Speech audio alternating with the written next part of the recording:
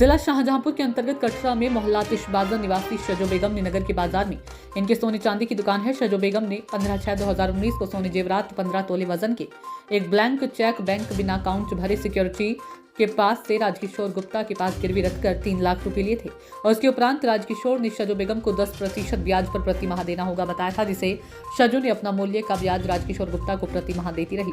शजो ने 1 फरवरी 2024 को पूरा पैसा लेकर राजकिशोर के पास पहुंची कि अपना जेवर लेने के लिए।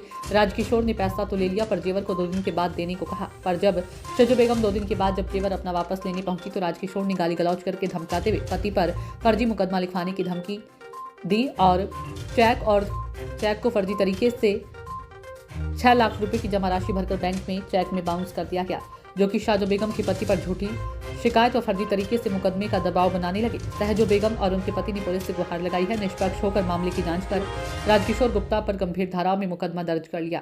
गिरफ्तार होने के डर से माल वापस न देना पड़े, उसको लेकर नेताओं की शरण बस साहूकार संगठन की मदद से पीड़ित की आवाज को दबाना चाह रहे हैं। अब देखना यह होगा कि प्रदेश के मुखिया योगी आदित्यनाथ की सरकार में झूठ और 420 वह षड्यंत्र व अत्याचार कितने समय तक टिकता है। क्या नाम है आपका? शाहजो। कहाँ की रहने वाली हैं आप? कटरा मोहल्ला तिशबाजा। अच्छा, क्या घटना हुई है आपके साथ? जी, ये सुनार जो है, क्या नाम, राजेश सुनार, उनके पास मेरा माल पड़ा हुआ है। ये राजेश जो सुनार हैं, ये कहाँ के रहने वाले हैं? ये यहीं के रहने वाले, बाजार के। बाजार के रहने वाले हैं? जी, बाजार में शर्राफा। जी जी। आपने कितना माल डाला था इनके पास? 15 तोले। 15 तोले। आप 15 तोले जब आपने जेवर डाला था, आपने कितनी इनसे राशि ली थी? कितना पैसा लिया था? 3 लाख रुपए। 3 लाख रुपए। जेवर के साथ साथ आपने और भी कुछ उनको दिया था क्या? जी, चेक दिया था। कितने चेक दिए थे आपने? एक चेक दिया था। एक चेक दिया था। फिर क्या हुआ? फिर मैं इनके पास गई पैसे लेके, पूछने के लिए मेरा माल मुझे चाहिए, जी। इसका ब्याज बताओ। तो उन्होंने ब्याज से ब्याज लगा दिया। कितने परसेंट ब्याज आपसे? 10% आपसे ब्याज लेते थे? 6 माह तक मैं देती रही। आपने प्रति माह ब्याज दिया था उनको? जी, दिया था ब्याज आपने? हाँ, ब्याज फिर क्या हुआ ऐसा? फिर मैं, हमारे पास परेशानी इतनी आ गई तो मैं ब्याज उनका नहीं दे पाई। फिर 6 माह के बाद जी जी। तो उन्होंने, मैं उनके पास गई, मैंने कहा मुझे मेरा माल चाहिए। तो उन्होंने कहा तुम्हारा माल तो मिलेगा नहीं, पैसे बताइए आप। पैसे लाइए माल छुटाने के लिए। तो मैंने कहा कितने देने? तो उन्होंने कहा 4,80,000 दो, वैसे तो बहुत बैठ रहे हैं जी जी, तुम दे नहीं पाओगी जी, पैसे लेकर आओ, तुम्हारा माल मिल जाएगा। उन्होंने मुझसे ये बोला। तो मैं 4,80,000 रुपये फरवरी की 1 तारीख को लेके गई उनके पास। अच्छा। मैंने कहा लाइए मेरा माल दे दीजिए। तो बोले कि कल आना लेने के लिए।